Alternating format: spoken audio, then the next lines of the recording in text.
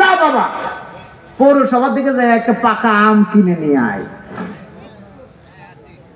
ছেলে যায় বেশ বড় সাইজের একটা আম পাকা নিয়ে আসছে, সিজনের আম।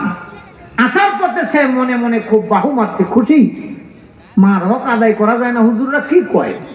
মা আম চাইছি কিনা দিছি। সন্ধ্যার পরে আম নিয়ে আইসা মার হাতে, এই যে মা আম চেয়েছিলা, তোমার হাতে আম নিয়ে দিলাম। মা দেখে বলে, না এখন আমটা আমি খাবো না, তোমার সাথে নিয়ে যাও বিছনায়, এই পাকা আমটা নিয়ে শুয়ে যাইবা। আমার যখন দরকার তখন তোমার কাছে আম চাবো, তখন দিবা। ছেলে খুব একটা বুঝতে পারে নাই যে এইটা আবার কি, আম আনতে কইলো, আবার কই বিছনায় নিয়ে শুয়ে থাকতাম। রাত্র কেটে গেল। ফজরের নামাজের পরে মা যায় নামাজে বসে, সালাম ফিরায়া ছেলেটারে ডাক দিল, রে ছেলে আমটা নিয়ে আয়, আমি খাবো। ছেলে সামনে আইসা হাত জোর করে দাঁড়ায়, কাচুমাচু করে, মা দোকান খুলুক, আর 1-2 ঘন্টা পরে দোকানদার আসবে, তখন তোমার জন্য আম এনে দেব। মা ডেকে বলে, দোকানের সাথে কি প্রশ্ন? কালকে না আম আনছ, আমি তো ওই আমটা চাই। ছেলে বলে, মা তুমি বলছো বিছনায় নিয়ে পাকা আমটা শুইতে, আমি যুবক মানুষ, আমার বালিশের পাশে নিয়ে আমটা শুয়েছিলাম, রাতের বেলায় নড়াচড়া করি, এই মাথায় ওই মাথায় চলে গেছি, পাকা আমটা গো মা আমার পিঠের নিচে পড়ে চেপটা হয়ে নষ্ট হয়ে গেছে। এই জন্য বলি মা, দোকান খুললে আরো ভালো আরো দামি একটা আম তোমার এনে দেব। মা ডেকে বলে, সন্তান রে,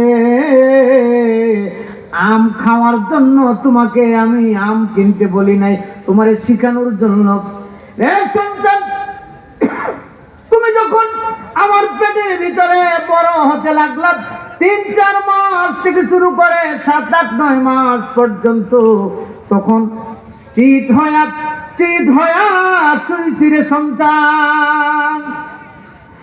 সন্তান, তখন বারবার আমার মনটাই চাইতো একটু উপর হইয়া শুইলে বোধহয় ভালো লাগবে।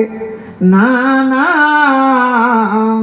উপর হইয়া শোয়ার আগে আগে যখনই শুইতে মন চাইছে, তার আগে রে আমি মনে করেছি আমার জাদু মণিটা আমার পেটের ভিতরে, উপর হইয়া যদি শুই চাপ লাগবে, আমার সন্তানটার কষ্ট হবে, সন্তানটা মারাও যেতে পারে। বারবার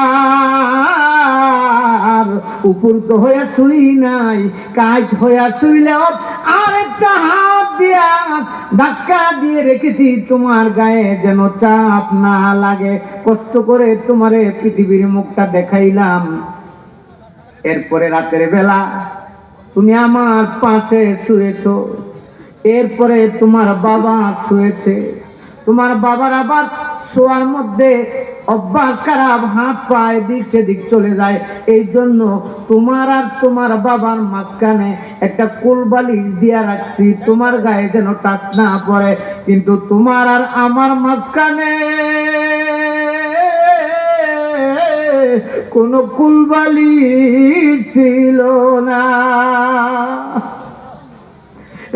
সন্তান, পেটের ভিতরে প্রায় 1 বছর, পৃথিবীতে আসার পরে 2 থেকে 2.5 বছর পর্যন্ত এই বুকের রক্ত নিংড়ানো দুধ তোমারে পান করাইছি। গভীর রাতে যখন চিৎকার দিয়েছ, পুরা বাড়ির মানুষ ঘুমায়, এমনকি তোমার পাশে ওই কোল বালিশটা